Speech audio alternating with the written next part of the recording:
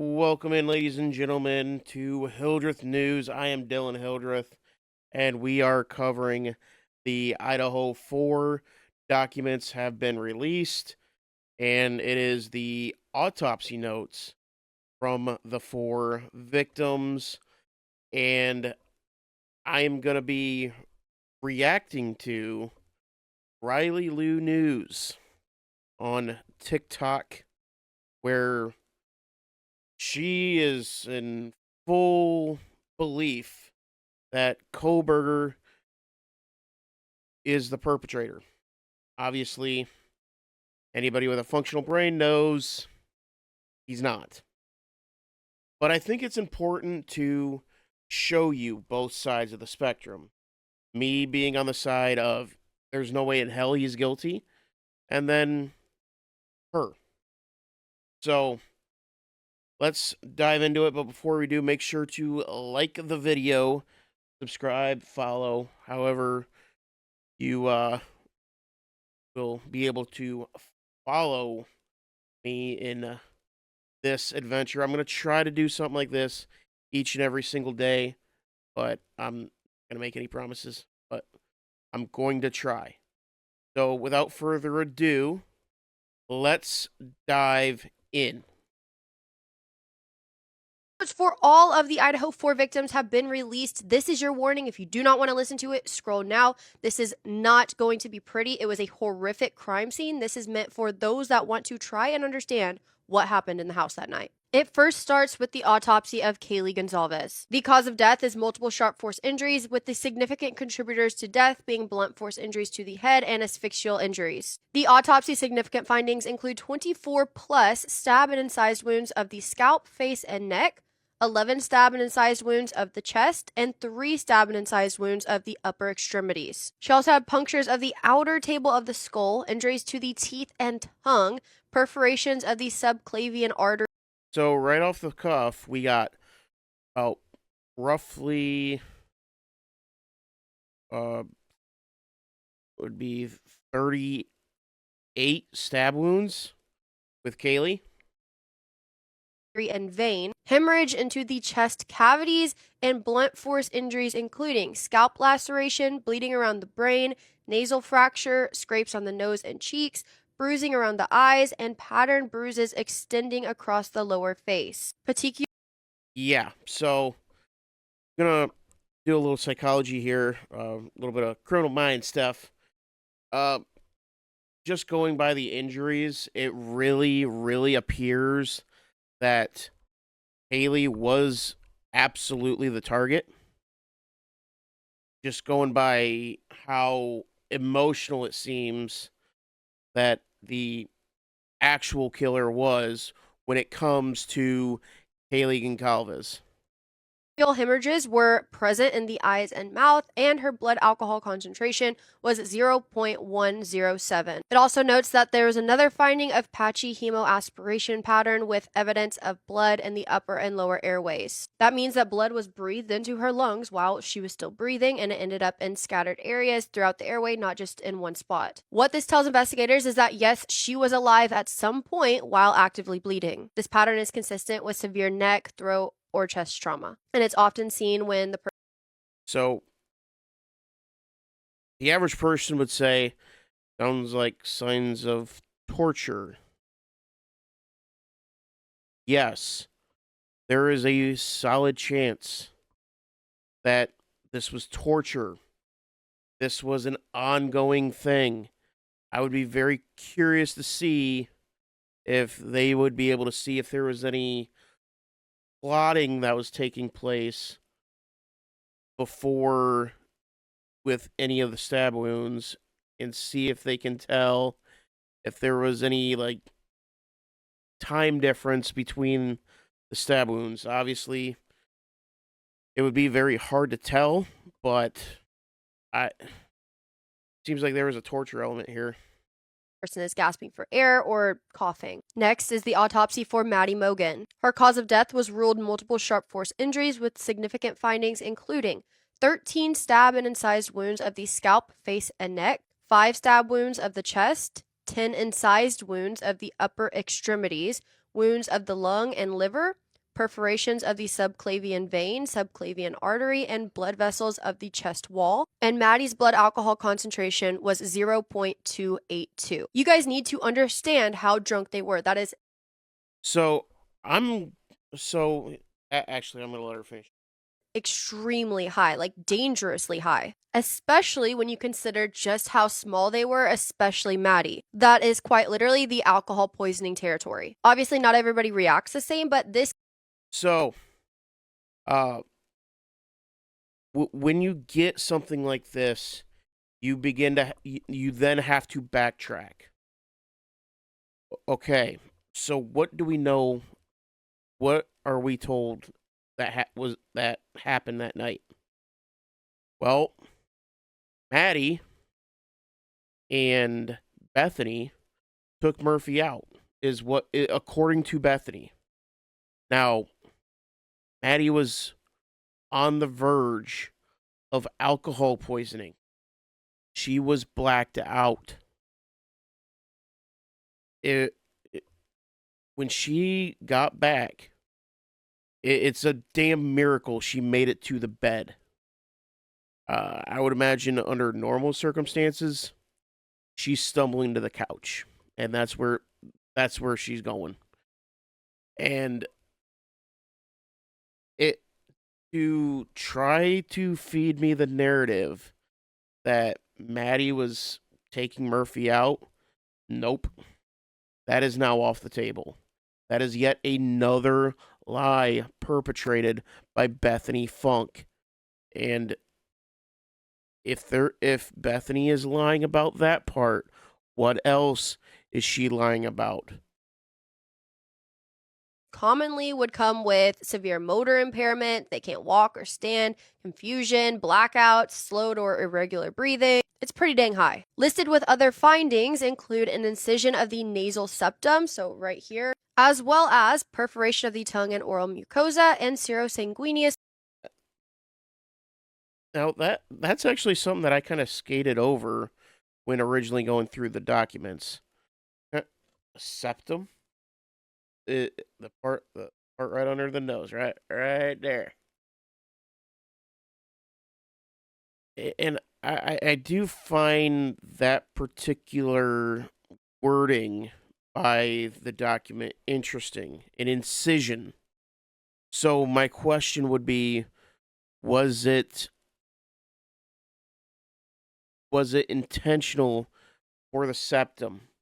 Was it just in a fury? Fluid in the upper and lower airways. And again, that finding strongly suggests that the person was alive and breathing when the bleeding occurred. It means there was blood mixed with serum, and the blood had to circulate to mix with that serum, so air had to be moving to draw it into the lungs. And since the fluid stayed unclotted, it means it wasn't passive pooling after death. Yeah, it's as horrific as it sounds. I'm going to continue on to Xana and Ethan's autopsy notes in the next video. The autopsy notes for... So, yeah, that was Maddie and Kaylee.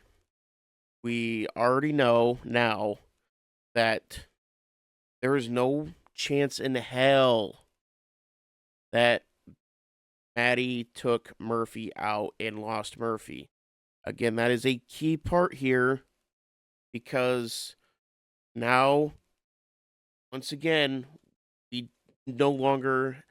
we have even less of a timeline for Murphy. So, where was Murphy? Who was actually supposed to be watching Murphy? Because I can tell you, it wasn't Maddie. Maddie wasn't the one. So, where the hell is Murphy?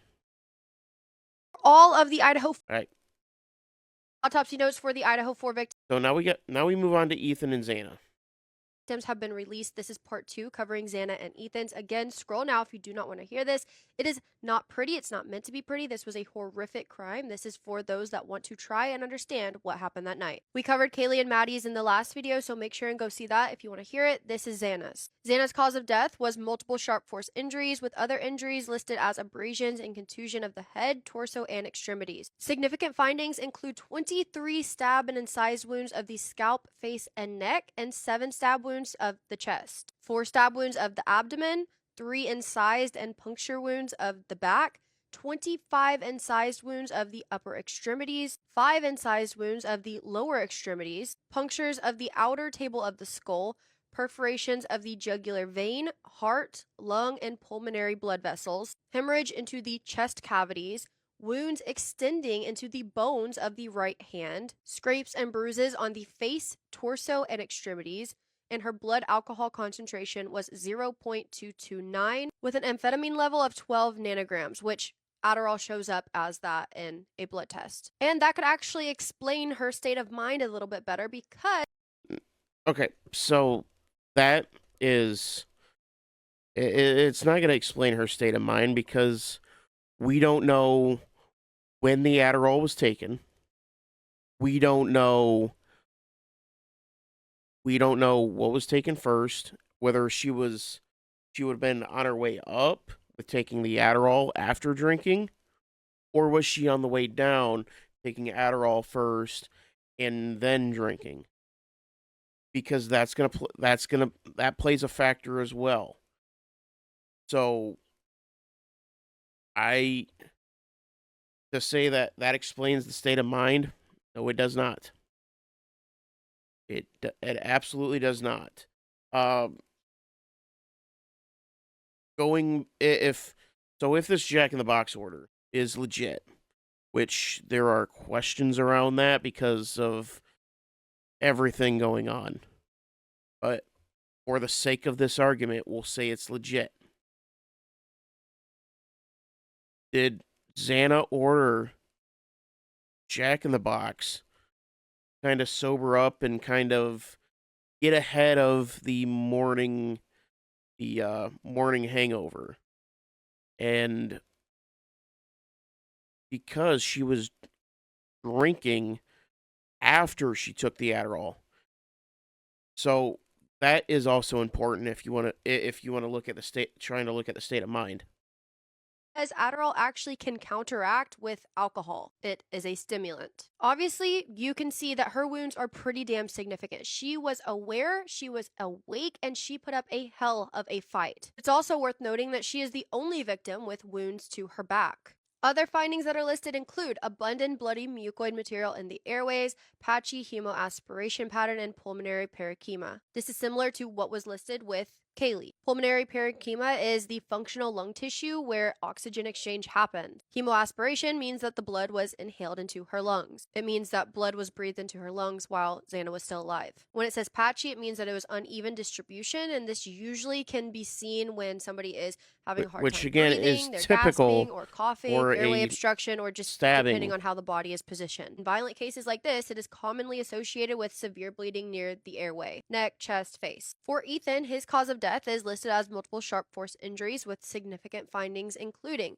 4 stab and incised wounds of the scalp, face, and neck, 1 stab wound of the upper chest, 6 incised wounds of the upper extremities, and 6 stab and incised wounds of the lower extremities. Perforations of the jugular vein, subclavian vein, and subclavian artery. Ethan had a blood alcohol concentration of 0.122. He also had an amphetamine level of 260 nanograms, which again is Adderall. The rest of the documents on here explain.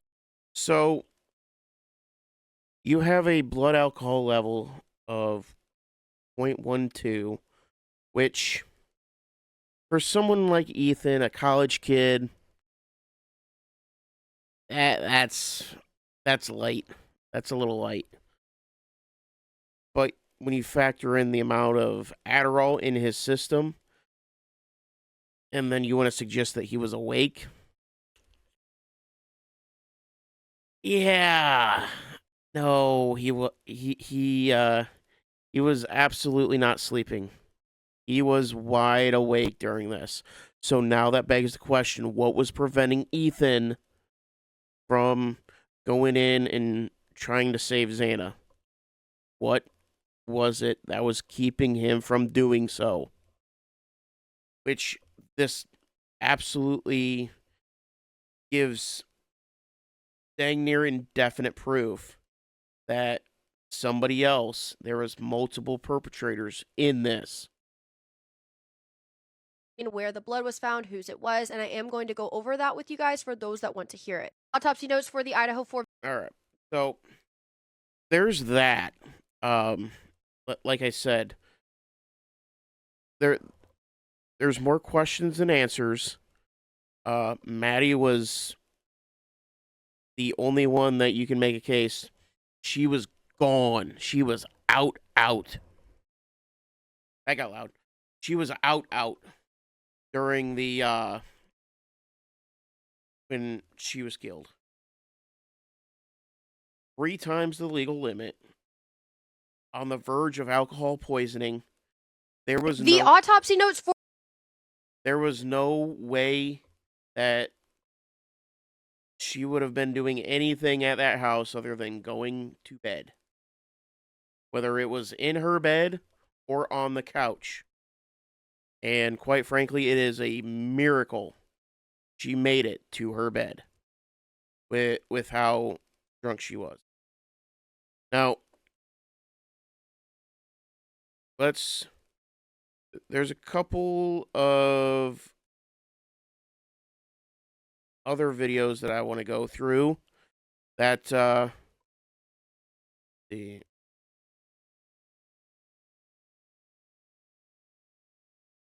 where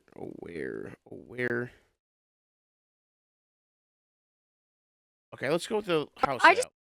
The last hour matching up the layout of the Idaho 4 house with the actual photos inside so you guys can get a better understanding of where the bedrooms were. This is the actual 3D model that they built of the Idaho 4 house that was going to be used in the trial. It was a 3rd-story house, so only from this side you are looking at, which is where those cars were parked, can you directly access the 1st floor. As soon as you'd open this door, you would see the set of stairs that leads up to the 2nd story. But if you look to the right, this was the spare bedroom where Kaylee used as her office.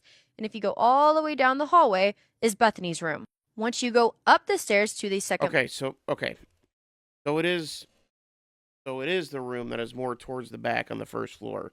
Again, that we were having questions on that. Floor, you would immediately see the living room. Going around this half wall, there is a hallway that leads directly to Xana's bathroom and then Xana's room where this window is. This model is showing the 2nd floor where we are now, and on top is the 3rd floor where Maddie and Kaylee were. Here's the living room. There's that half wall that leads right here down this hallway. This is Xana's bathroom, and then right here is Xana's room.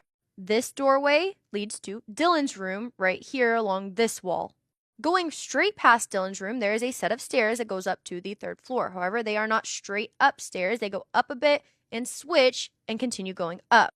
This window right here is where you'd be coming up the stairs. So you'd be coming up like this and first get to Kaylee's door. Obviously, she was not in her room at the time. And we know that her bedroom door was open when the police... Well, she was found not in her room. We don't know where Kaylee was at the actual time of when everything popped off. She could have very well been in her room. She opened up the door for whatever reason, go to the bathroom, let Murphy out. Who knows? But she could have very well opened the door. That's where we get there's somebody here. And if, say, Kaylee pokes her head out and sees Maddie getting attacked, obviously there's going to be screaming, that'll be for later. That'll be for later in the video. But yeah, she was found in Maddie's bedroom. And I think that is very, very important to distinguish. Police arrived because they saw Murphy and then they closed it. So he would have gone past this door, first seen Maddie's bathroom, and then got to Maddie's room. So Dylan's room would have been below this little hallway area and Maddie's bathroom. Underneath Kaylee's bedroom would have been the sliding glass door entrance to the 2nd floor where Bryan Kohberger entered and exited. This is from Court TV. This is the diagram they shared to give you a better example. Okay. Yeah. We all know the layout. So, let's see.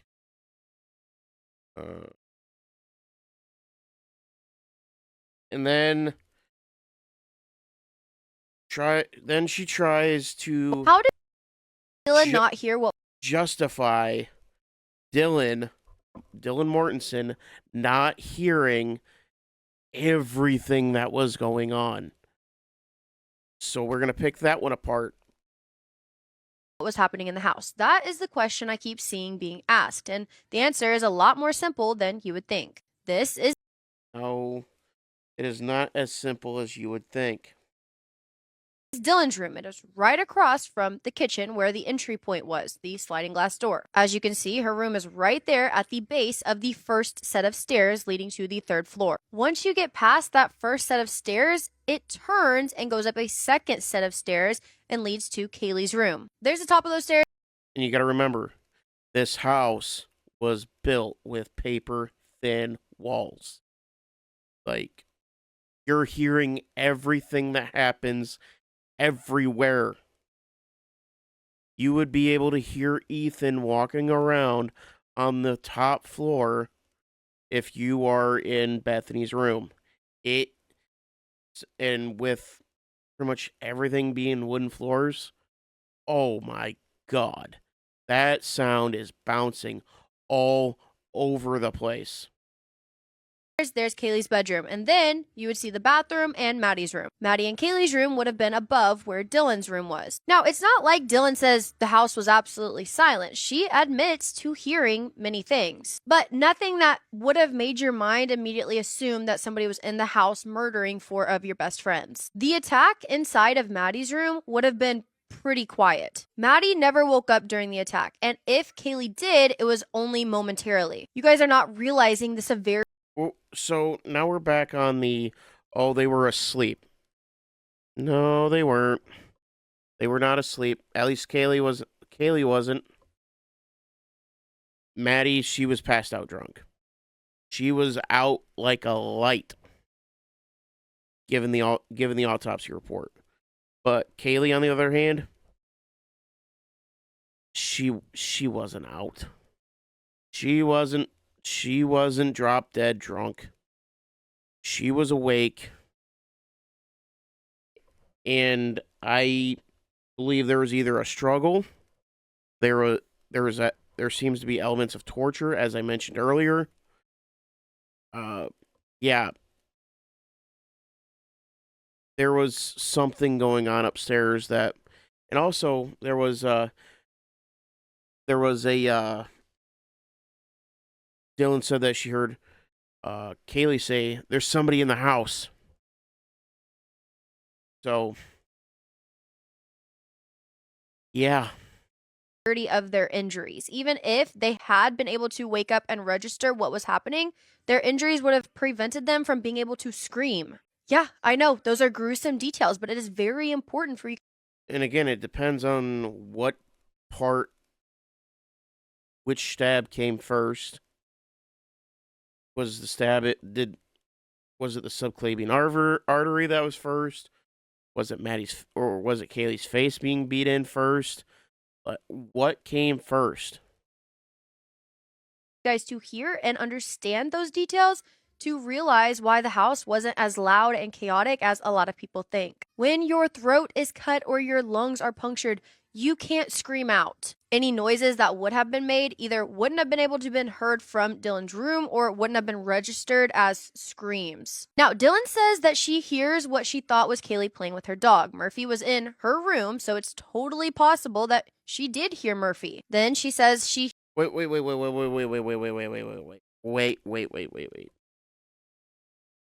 So, you're able to hear a dog jumping around, playing with Kaylee. And you have to remember, Kaylee's room is not the one that's over Dylan's. That's Maddie's. So,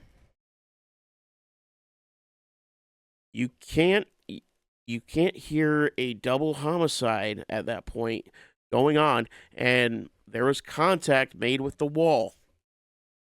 Absolutely contact made with the wall several times. There were holes in the walls.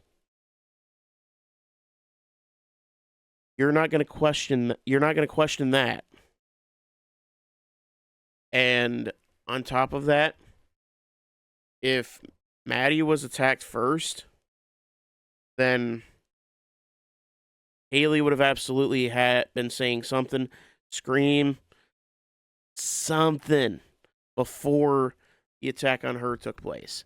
But it all depends on who went first and how the killer entered the room.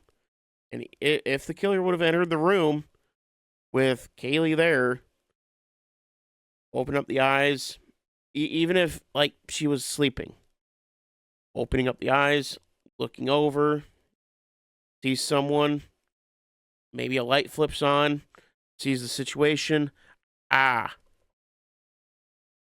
then she at least screams for a moment. But yeah, so that is likely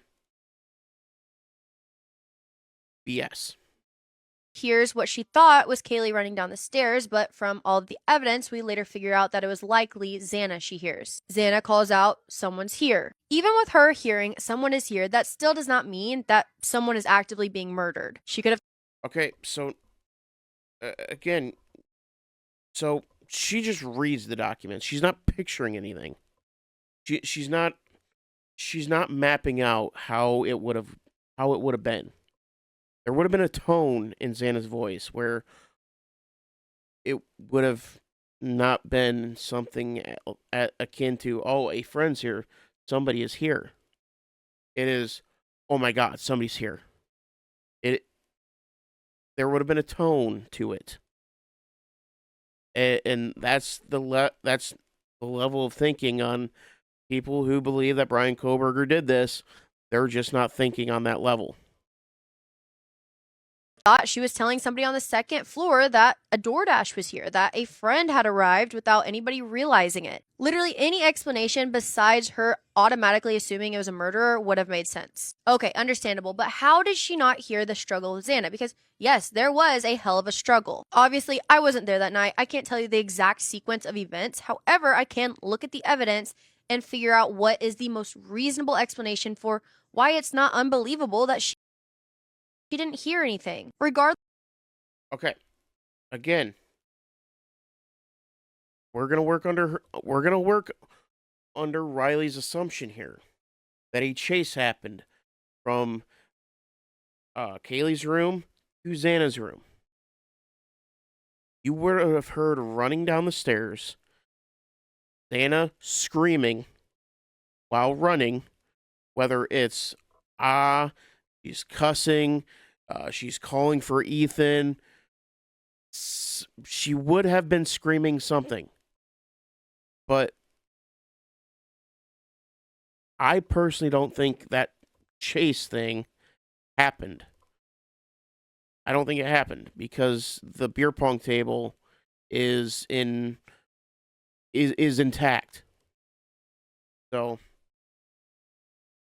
Regardless of if it was Xana, Bryan, or both of them coming down the steps when Dylan heard what she did, this is where they would have traveled. They would have came down those steps, and to the left is where I just showed you where Dylan's room is. Dylan and Xana's rooms are not next to each other. When you are panicked, when you are being chased, you have one thing in mind: get to safety. Xana's room was safety. Ethan was safety. Her phone to call 911 was safety. Dylan's room was closed. She likely didn't even consider stopping. She went straight to her room. So they would have had to go past this ping pong table, turn left down the hallway to.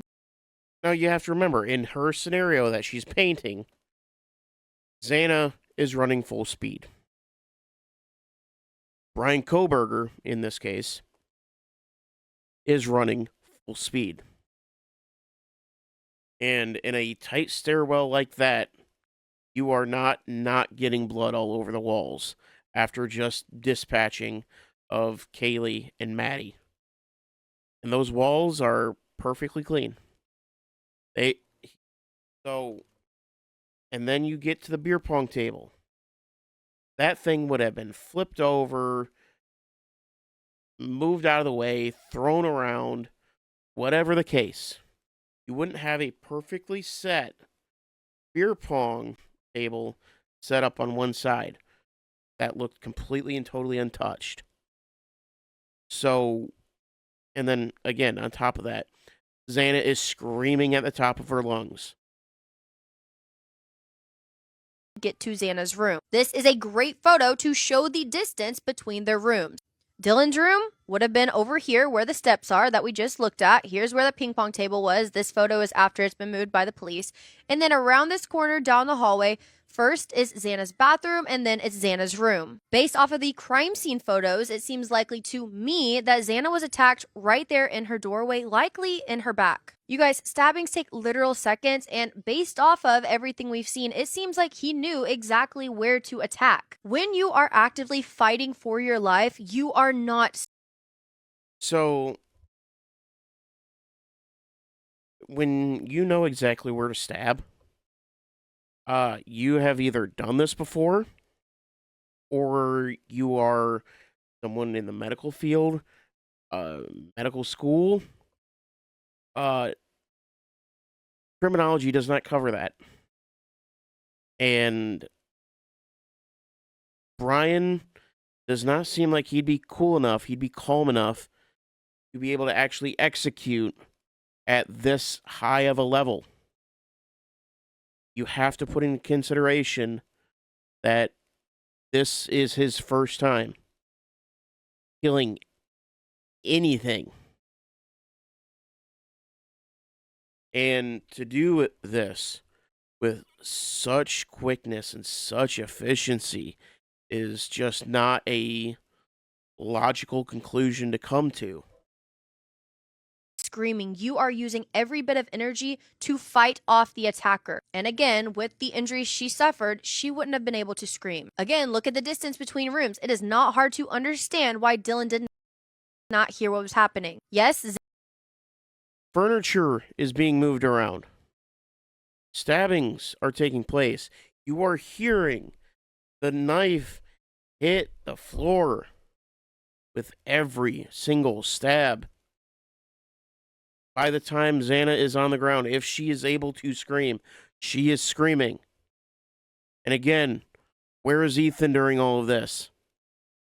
Because if the killer in this case turned and goes for Ethan, that creates another opportunity for Xana to scream and bring attention to it. Xana's room and the attack shows that there was a struggle. But it's not always like you guys see in the movies where people are being thrown around. She was just trying to defend herself. She was 5 foot tall, a little over 100 pounds, and Bryan Kohberger, he's way bigger than her. It was not a fair fight where Bryan was being thrown around too. Then, And again, you have to ask yourself, how does somebody so physically outmatched put up that kind of fight against somebody like Bryan Kohberger? Unless it was a female attacking Xana. Ooh, that's next level thinking right there. It could have very well have been a female attacking Xana in a squad. That would explain the insane amount of stab wounds, the ability for Xana to keep up and be able to have put up a hell of a defense. and everybody asks, okay, how did Ethan not hear anything and wake up? As soon as Kohberger would have seen Ethan, he would have known that that would be a threat to him. Kohberger would have immediately gone over to Ethan before even allowing him to react. Again, this is all very brutal to hear. I understand that. But when you guys are blaming a victim who already went. So, and again, the killer took his time with all four of them, being very, very diligent with his stabs. Obviously, with Xana, got a little, that almost certainly went off script of what he was intending to do. But, again, it still doesn't add up. went through the unimaginable. Some things need to be said to stop those rumors. Okay, so here's the thing. Dylan is not a victim. She is not a victim. There are 4 victims in this case.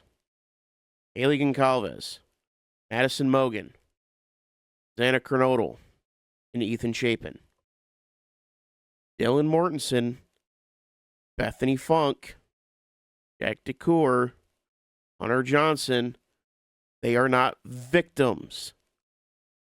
And if you want the plot to thicken a little bit more, Kaylee and Maddie would not even be there if it wasn't for Dylan being persistent, we'll say, on getting Maddie and Kaylee there that weekend.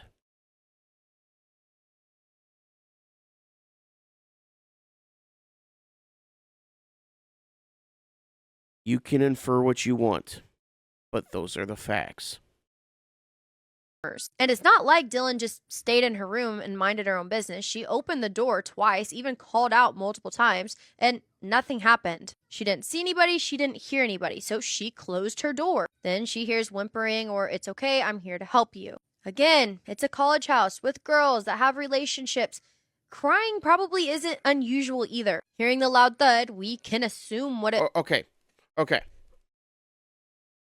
So you hear an unfamiliar male voice in the house. You have just heard in this story a chase happen. You would have absolutely heard a scuffle happening. It may not have been screaming by that point, but you absolutely heard a scuffle. And then you hear, "It's okay, I'm gonna help you." Where was that line from? What was it? Werewolf Diary, Frankenstein's Journal,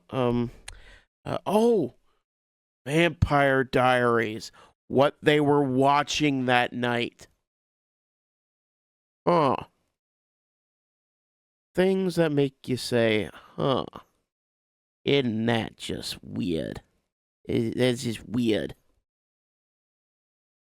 It likely was, but she wouldn't have assumed that. We know because of hindsight. Do you not think that the investigators that have the full evidence... I don't know, if someone's being creepy, if someone's being creepy, I'm gonna go investigate. I may not assume murder, but I'm gonna go investigate. The full story and investigated Dylan, then cleared her no more than we do. This attack was not nearly as loud as everybody is thinking it was. How did Dylan not hear? Yeah, because, you wouldn't have heard a scuffle, heard the weird little, "It's okay, I'm gonna help you." And then you see a masked, hooded figure covered in blood walking it. Well, we'll assume walking towards the kitchen, but as Dylan puts it, she saw him walk out the back door.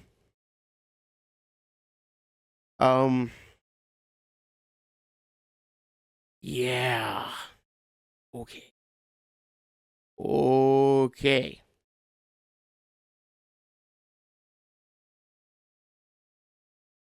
And then she tries to defend Why didn't Dylan... the indefensible. Why didn't Dylan call 911? Well, because she had 90% of a crime scene to clean up.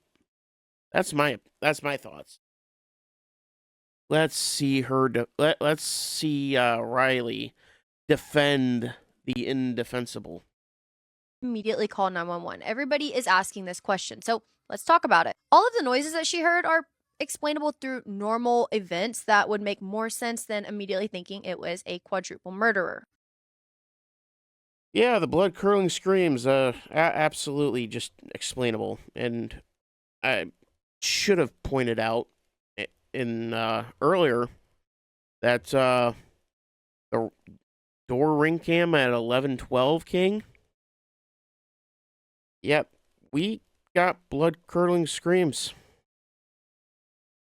and those would have been heard by Dylan. So yeah, thanks for coming, Riley. Anyway, let's see what she has to say to defend this. But what about when she opened the door and saw an unknown man leaving through the kitchen? This house had people coming and going all of the time. Seeing somebody that... Okay, there is people coming and going. Not at, as this particular story goes, 4 a.m. wearing a mask, covered in blood, and yeah. And then you have Murphy barking his head off. Yeah.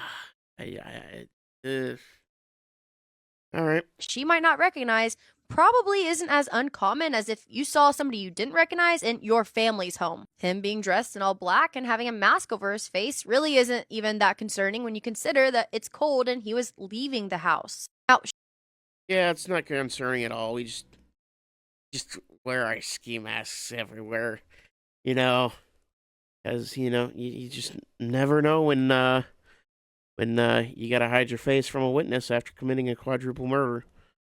But yeah, somebody walking around the house in a mask, covered in blood. Yeah, and then you heard blood curdling screams all over the place. Yeah.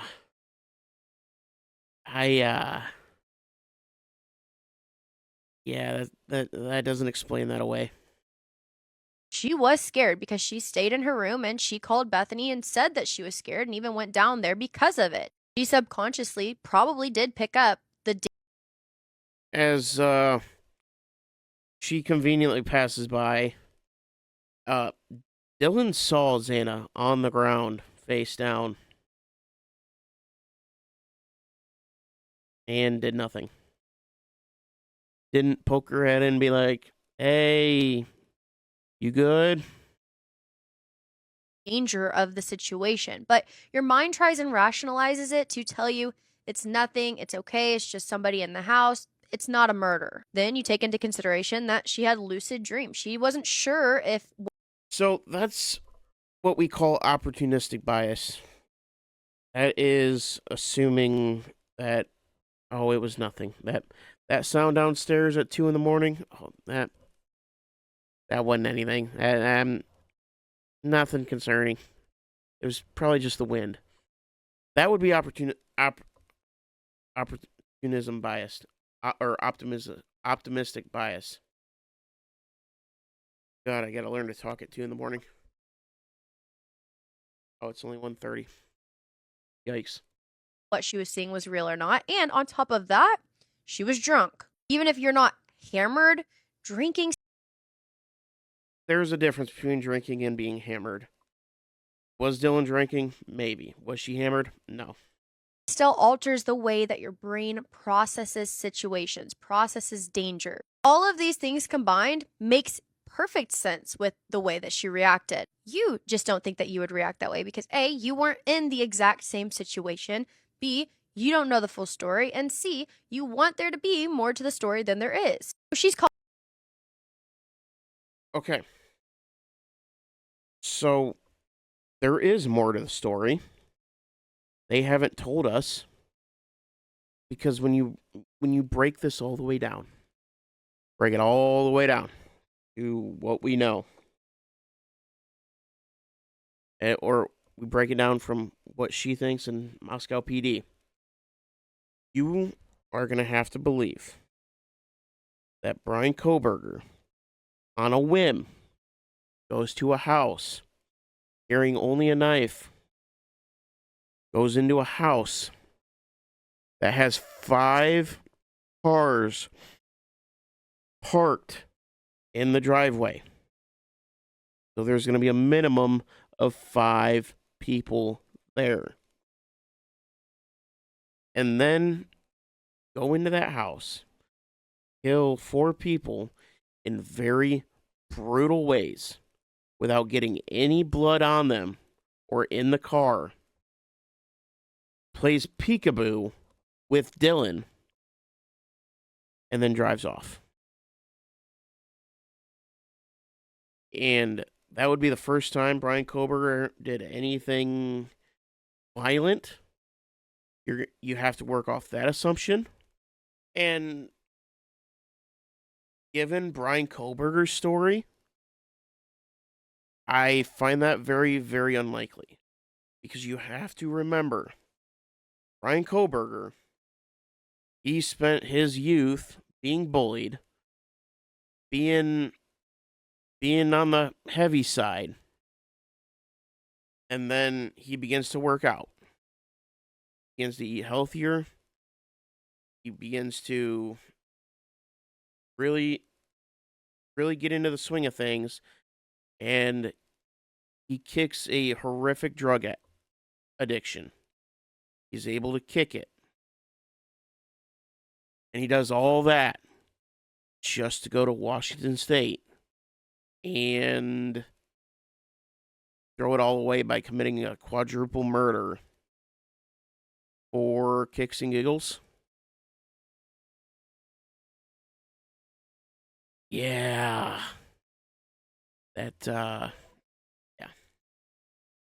Calling everybody in, she gets a hold of Bethany. That in itself is confirmation. Okay, everything's okay because somebody in the house picked up, so I'm not.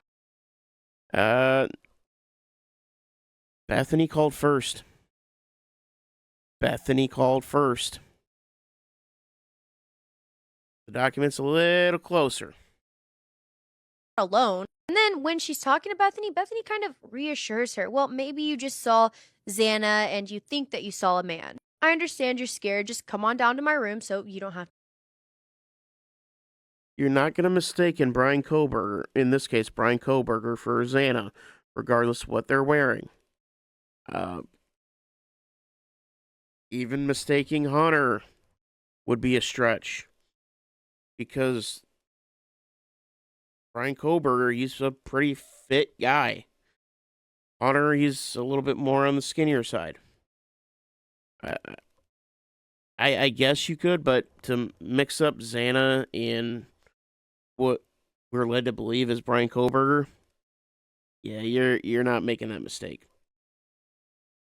To be alone. That probably calms her nerves enough to know that she's not alone and she can just stay in there. They themselves said that they've gotten scared in the house multiple times over little things, and then the roommates make fun of them over a pot dropping or just hearing a random noise. They would call the friends over and then it would be nothing. You don't think that it escalates from nothing to quadruple murder. Then you add in the element of underage drinking and... Yeah, because, hearing bloody murder is something that it's all in the head. And mind you, Bethany would have heard the blood-curdling screams as well. And, instead of discussing it on what they saw, what she saw, what Dylan saw, what Dylan heard, and they don't sit there and discuss it. Possible drug use. She is not going to want to call 911 without knowing that something is wrong. Because if 911 showed up and that's when you call a dude. You are a female and you hear a noise in the house and you don't want to call 911. You call a dude. Call a guy.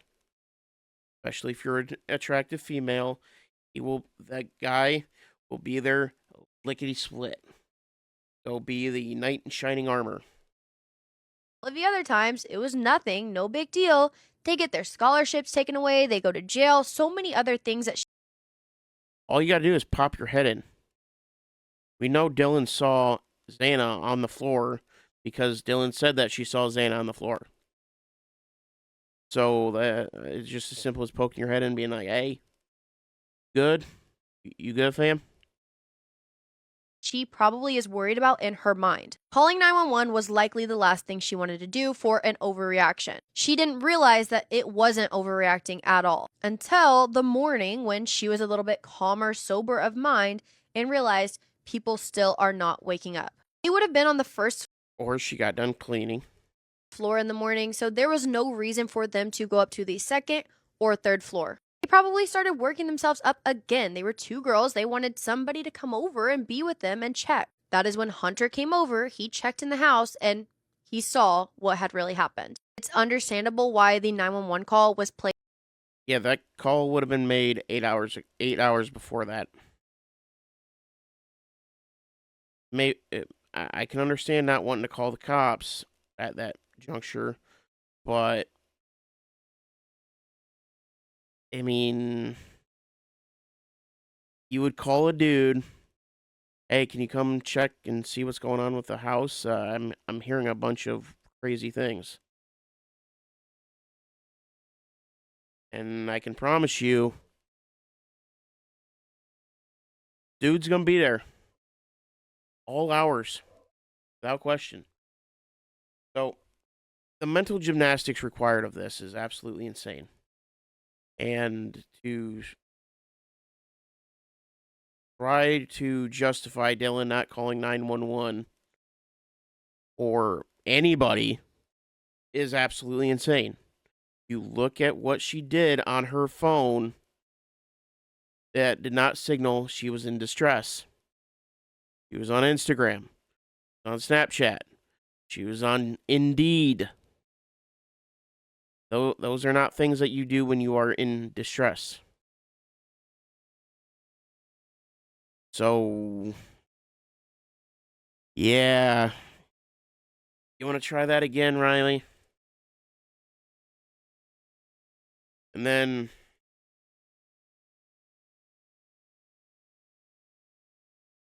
that's all I'm gonna do for now. But yeah, it's just the constant mental gymnastics required Why didn't Dylan to be able to justify everything that happened. Because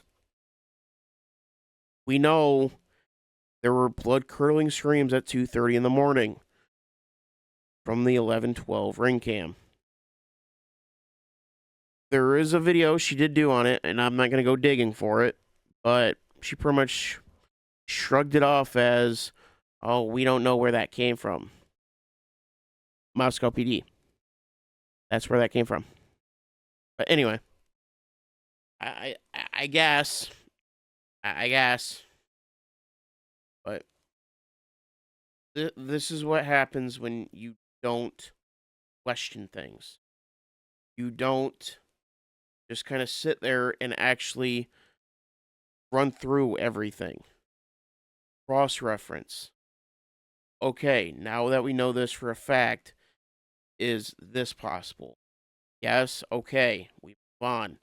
No, okay, why are they lying? That simple. Riley's not doing that. Mainstream media's not doing that. Brian Enton's not doing that. Nancy Grace is not doing that. Ashley Banfield is not doing that. They are all clapping in unison like good little seals to push the narrative. This case is the flashpoint for true crime, where you're going to have people believing the mainstream media, believing the bullcrap, and then you have others watching YouTube channels like Dago, True Crime Cafe with Dago, uh, Lana's channel, Truth and Transparency, Birdie, uh, Pavarotti, Harsh Reality, watching those to actually get the facts of what happened, and they come to a different conclusion.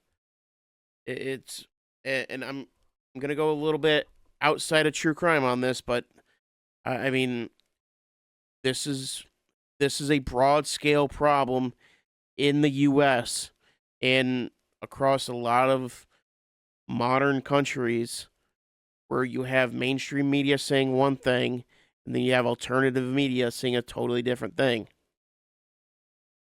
And Riley is just an extension of that. She is saying things to fit the narrative, intentionally leaving things out to fit the narrative.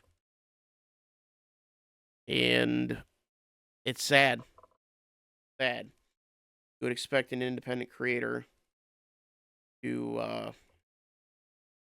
actually look at the facts of the case, cross-reference. Oh, if Maddie is this drunk, then she wouldn't have been able to take Murphy out. So why is Bethany lying about that? There is no curiosity in this. There is no analyzing things. It is just simply parroting everything Moscow PD has said. And that's a problem. We want reporters, not parrots. We want people covering news, not a version of the news with a lean to the left or a lean to the right, or just outright lies, like we have seen with the ICE protesting this case several times with several different things. And it is a serious problem that is going to end up changing the way true crime is covered. Whether because people are going to be flocking to the channels that are right on this, that are asking questions. There are no legit questions being answered in this case at all, including how the hell they got to Kohberger and what the steps were to run that genetic genealogy test. And it's just one mess after another. And you have this kind of a mess. Guy doing life in prison for something he didn't do is a crying shame. And yeah, I'm getting ready to die on that sword. Bryan Kohberger, I think I believe he had nothing to do with this. He was the outside guy in a cult-like town with a cult-like personality. Same thing with Washington State. And got chosen to be the fall guy. So that's all I got for you today. Make sure to like the video, subscribe to the channel, hit the notification bell, and we'll see you all in the next one.